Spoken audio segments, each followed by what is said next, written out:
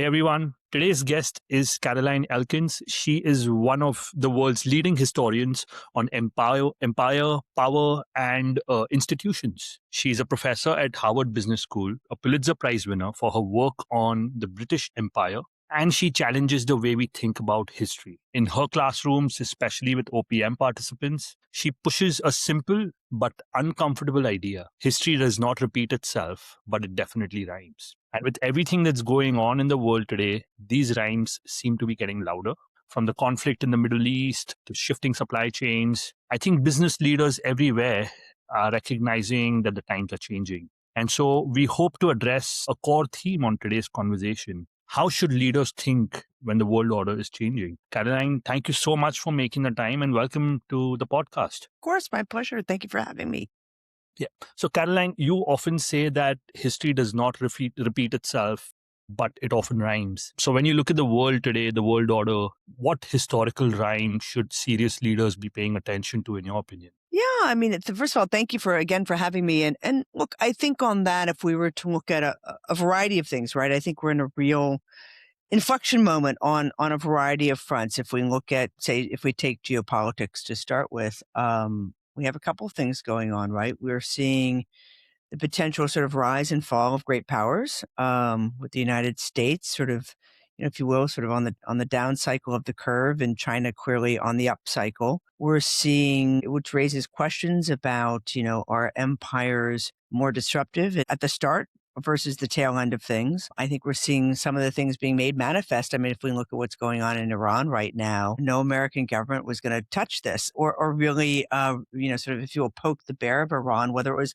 Republican or Democrat. And yet right now we're seeing that happen. It tells us something about the nature of the United States at the moment. If we look at other elements insofar as thinking about, for example, technology, that we have both these geopolitical shifts happening at a moment where unquestionably, I think the jury is out. If anybody tells you that they know exactly how AI is going to impact the universe, they're making that up. Nobody knows exactly, but we know that we're in the middle of this momentous change. And so, these kaleidoscopic shifts, and they're obviously related to one another. And so when we think about that, sure, there have been moments in time when we think about similar kinds of, if you see almost like rise and fall. So for example, if we took the interwar period, this current moment reminds me a lot of that period of time when the Americans were clearly the world power and they weren't quite ready to step up. And so the British were able to and quite welcome the fact that their empire was kind of sort of soldiered on, and they took the lead on the League of Nations when the Americans sort of bowed out, when the world became much more isolationist. And in some ways, we're seeing some of that in the patterns of China, until recently, not really ready to step up yet. But Xi Jinping's made some statements that makes one think maybe, okay, we're entering in a different phase. And we're seeing periods of time where, similar to the interwar period, where the pound sterling was becoming weaker as a world reserve currency. There's really nothing rivaling the dollar right now, but it's at the same time, we have differences, and differences would be, we're seeing these shifts happening at a moment of major technological change at the same time. So getting back to sort of my musing here is to get us to think about, there are patterns, there are cycles that we're seeing that might look familiar, but it's not exactly the same, right? And so I think in that sense, when folks say history repeats itself, if that were the case, then we'd all be making 30% on our portfolios. We'd all be like, you could just predict things, and we can't predict them. But as business leaders and as folks in the business world, we need to be very aware of what's going on. And I think most importantly, how does one think about, sort of not necessarily battening down the hatches, but thinking strategically about potential outcomes of these different kinds of sort of momentous shifts that we're seeing happening right now. In your opinion, is this a temporary period of instability, or do you think you can see patterns where the fundamental order of the world power is being restructured? Yeah, I don't think that we're in anything that's temporary. I mean, I think that from my perspective as somebody who studies empires, we are seeing the relative decline of the Americans, and certainly the emergence and acceleration of China's capability on a number of fronts, right? And so if we think about things like the degree, innovation index, a very important one. China is a distant first on multiple multiple measures. Distant second to that is actually India. It's not even the United States, right? And so if we look at certain things, if I look at the ways in which um, we think about upskilling of labor, all kinds of stuff that sort of, macroeconomists or historians would look at. It's not a moment of it's not one that should give anybody sort of massive optimism about what's happening in the United States right now. This said, rise and falls of empires take time. And so, will things change overnight? Certainly not, right? And, is this something that's sort of unfolding in this moment? Absolutely. And I think that we got quite complacent, maybe complacent's not the right word, but accustomed to what it was a fair amount of continuity, right? Really from the end of the Second World War until the present day. And it's not to minimize the impact of the Cold War and the Soviet Union and the like. Especially when we get to the 90s, sort of the emergence of a clear hegemon also meant that there was an emergence of a very clear sort of consistency in the global order, which lends itself to things like globalization, right? And the dropping of tariffs, and not to say they had all gone away by any stretch, but the emphasis and leaning into free trade. And we're seeing a massive retraction of that right now. That's not going to end anytime soon. And I think if you're a business leader, anybody who has any, and by the way, I can't imagine there are very many business leaders out there, no matter what your industry is, that is unaffected by the contraction of globalization. And then the question becomes, is this going to be a period of true deglobalization like we saw in the interwar period? And I think we're seeing things that suggest maybe not.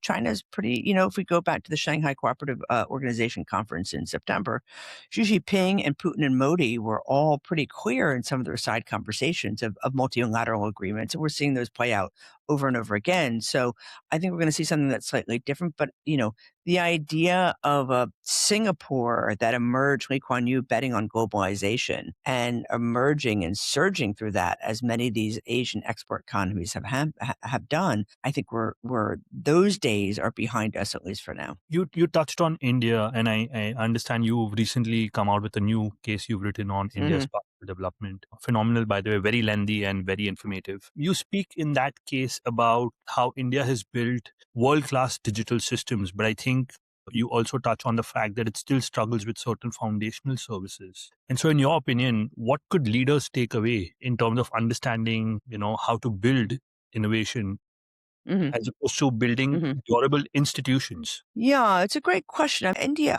I'm very bullish on India in the long term. And I think that India is moving from, we go back to 1947, there was a general sense that India was not going to make it, right? I mean, a lot of folks looked at this and they really leaned into the process of democracy. And I think that Congress leadership really leaned into that in ways that were not always beneficial to business, to the economy. And that has changed, particularly under the Modi government. And we've seen a real emphasis on a few things. And if put aside whatever negativity you might have about the ways in which things are being done, if we just focus strictly on the economics for our discussion, and we look at the digital public rails, I mean, just extraordinary what's been done with that. The ability for SMEs to be sort of enter into the economy in ways that were unfathomable before, the ability to access credit. Let's be clear. I mean, markets are still very fragmented in India. I think that you certainly still have major issues insofar as the health of the population, the education levels of the population. This said, the ways, and also I'll sort of piggyback off a point that I made before, India may have missed some of the window of opportunity of export driven growth, right? Given what's going on with globalization. However, I am pretty bullish on multilateral agreements that aren't going to seem like, globalization, we just switch it off. It's going to look different. I also think, while a distant second, the fact that India is still number 2 in global innovation indices, that's also not unimportant in the context of the conversation. And so, given all of that, and the last thing that folks would say is, well, would you potentially double down on services, because it's such a high proportion of services that are driving the economic growth of India. And as we know, that's not an area that's going to ramp up employment. It's not going to provide lots of jobs. And then there's always the question about import substitution. Do you really sort of lean in heavily to that? And that's certainly a possibility. I mean, you don't have Brazil would be an example of that working, sort of, until it didn't because of lack of competition. And then you have Forex problems and the rest of it.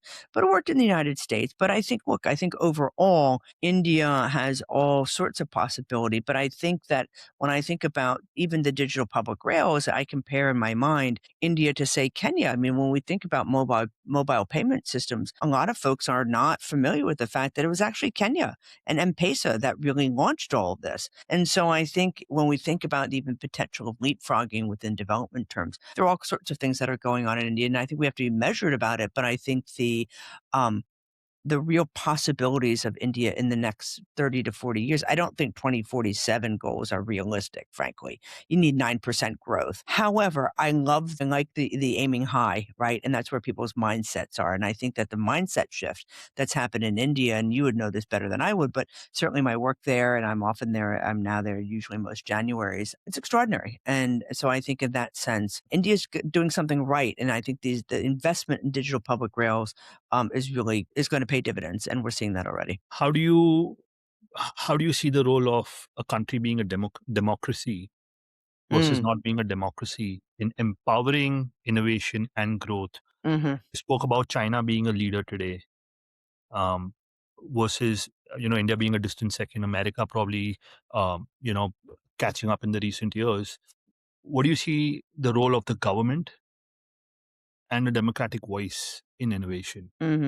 Yeah, I mean, it's a huge debate today, right? I mean, when we look at the question of state, if you will, state-led economies, and it's a wonderful question, particularly as you're doing linking it into China and other state-directed export growth models. Okay, so we can go back to Singapore immediately after the Second World War. We can look at Japan. We can look at South Korea, Taiwan, China, of course, being the big example. And now, Modi taking a page out of that playbook. And if we look at the United States, sort of desperately right now, and it's particularly if we look at this, if you will, the new Cold War over semiconductors between the United States and the CHIPS Act and the fact that this is not a Democratic or Republican issue in the U.S., right? I mean, there's a real push right now seen as an element of national security to wean ourselves off of the dependence on places like Taiwan in particular and China the other way around because Taiwan is the leader in semiconductor. Like nobody's even close to Taiwan, as I like to say, in the fancy chips. Like nobody's even close. All the money that even China's pouring into this. And so where I'm taking us is the idea that, some believe that you have to have a kind of, in quotes, kind of more of a benign authoritarian model to push economies into this new 21st century era of really technology driven initiatives that are crucial not just for the economic growth, but also crucial for national security. And I think that, we're seeing certainly globally an erosion. All the democracy indices are in decline. So I think right now we only have what was the number I saw recently, 20 or 25% of democracies that are considered true, pure democracies right now, as opposed to being compromised in one way or the other. And so I think the real question is, always that tension that's out there, right? Growth at any cost, right? Do you give up some of the democratic principles in return for a government that can do things like guarantee jobs and guarantee economic growth? And at what cost does that come? And I think over time we have seen that balance or that questioning over and again. We're seeing some of that play out right now in India. We're seeing that playing out right now in the United States. We're also seeing demands from below and populism of demanding more of the piece of the pie, right? And sort of oftentimes the response to that is much more a sort of almost an anti-democratic sort of reaction to it. It's all to say, and maybe I'm meandering a bit, but it's all to say you can tell in my response here, we're in this moment of extraordinary change, important change, where everything that we held to be absolutely true 20, 25 years ago is being upended. And along with everything else, the question of the role of democracy at a moment when the state needs to step forward and solve certain economic problems, vis-a-vis, say, India would be a good example, but the United States would be too, in terms of our massive inequality that's going on. Then you also have the question of, in the race around technology, kind of like the arms race around nuclear capability 50 years ago, that you have to have the best and the brightest and all kinds of things, the state pouring in billions of dollars into research. And look, China is doing a better job of this right now than the United States. And so the question is, final question I'll leave you with is, how much of this is going to be more of a public-private partnership model in the US? SpaceX would be a great example of that versus a really entirely state-driven model in many ways, like we're seeing in China. And I think we all, we are watching it play out in real time. And so we sort of sit and watch and wait to see how that's going to end up, what the end result's going to be. Thank you for that, Caroline. Talking about Iran, the situation in Iran today is already reshaping energy markets, shipping routes, risk calculations across the Middle East as well. And so historically, when great powers engage militarily in strategically critical regions, what has your observation been about, the second order and third order implications of that, which many of the leaders may underestimate? Yeah, I mean, I don't think I'm getting too far out of my skis here to say the consequences of this war are going to be dramatic and long term globally. And we're feeling this already, right? I mean, if you look at just energy prices in Asia and Africa and elsewhere, this has gone on for much longer than anybody would have thought. Although, as somebody who studies small wars we call them small wars in quotes, something that is more regionalized or localized and which are asymmetric in nature. These are always supposed to be, 3-week wars, maybe 3 months. I've yet to see one that ends like that. This has the potential to go on for a very long period of time. Iran holds many of the cards. And it's the reason why a succession of American governments, whether it was Republican with Reagan or the Bushes, or whether it was Democratic with, in terms of the power and the party in power with Clinton or Obama or Biden, everybody knew the moment that you did anything with Iran, they were going to blockade the Strait of Hormuz, and that's exactly what has happened. And literally just today, and I need to spend a little more time thinking about it, we see UAE pulling out of OPEC. But look, gas futures, and it's been about a week or so since I looked at them, but at that point, they weren't predicting down below $100 a barrel until 2039. And it's not, again, like you flip the switch, the damage of infrastructure has been extraordinary. Reports recently, I was reading the BBC this morning, that it's unclear how much damage has been done even to U.S. military installations. But we certainly know from the standpoint of extracting energy, natural resources from these areas, the damage has been quite severe. And so these are the major kinds of supply side interruptions that can, not always, but can lead to what we think of as stagflation, which we haven't really seen a stagflationary economy since the 70s. You're a little younger than I am, but I can remember that growing a kid in the 70s. I mean, it was high inflation numbers and a recessionary economy with massively high interest rates. It's something that should send shivers down everybody's spine. And so we watch this carefully, but if we don't think that there's going to be long-term consequences. And I think here, I'm not sure how it's being reported where you are, but in the United States, you really have to be an avid reader and be really digging. I mean, it's not to say there's not critical articles about the war, but I think if we just look at the markets are yet to respond to this in any meaningful way. And they will eventually, but we're not seeing that quite yet. Talking about the means used to disrupt the global equation, I think what we've recognized from some of the books that you authored, is that Britain in the past justified intervention after intervention, by leaning on a language of civilization, stability, and order. And when you look at what's happened with the current U.S. policy in Venezuela, or even just the broader picture in the hemisphere as well, do you somewhere see uh, history rhyming here? Yeah, I mean, I think that what the Brits were up to with this fundamental belief in their empire, which was, as we know, the largest the world has ever seen, of a fairly consistent through line of a civilizing mission, right? That this was not about exploitation or making Britain wealthier, that this was about saving the world, and all that sort of so-called liberal imperial language around white man's burden and the rest of it. That's not, really, there's a little of that in this with the current administration in the United States, but it seems to be much more scattershot. It seems to be, I'm not sure this current administration lays awake at night worrying about human rights violations. And so, the idea of expansionary impulses by the current administration in the United States strikes me as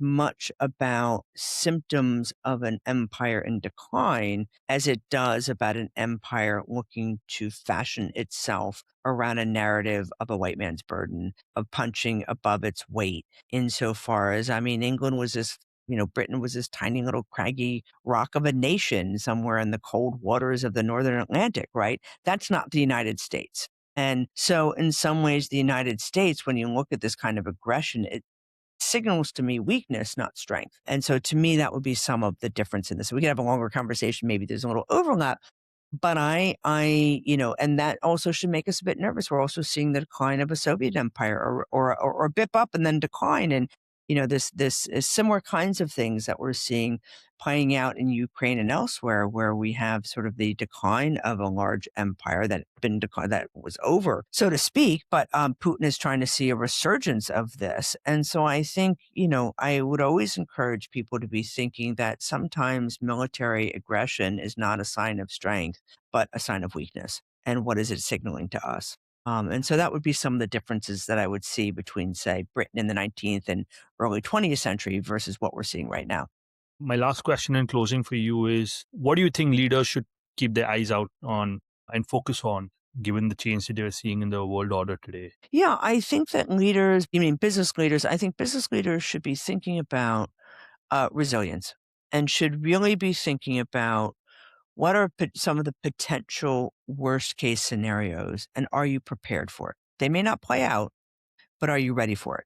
And it's going to be different depending upon different industries. And so I think in that sense, it's a very different kind of mindset right now than, say, what we had even 10 years, folks who were here 5 years ago, 3 years ago. And that doesn't mean that the world is better or worse. It's just different. And I think adopting that kind of different mindset, I think really being quite intentional of bringing folks in who know some of this to sit with business leadership to say, let's look at your portfolio of where you're most exposed. How do we think about that 5 years from now, 10 years from now? Let's play out these different scenarios. How do we think about that? That's a very different kind of mindset than, as I said, 3 or 5 years ago, where it was the go-go days of globalization and reasonably predictable sort of rules of the road, if you will, right? It was a rules-based order that has been disrupted. And I think that understanding that and how that impacts your business, I think is fundamental for any leader today. Thank you very much, Caroline. You've taken time out of a very busy day. We're very grateful for that and appreciative of the same.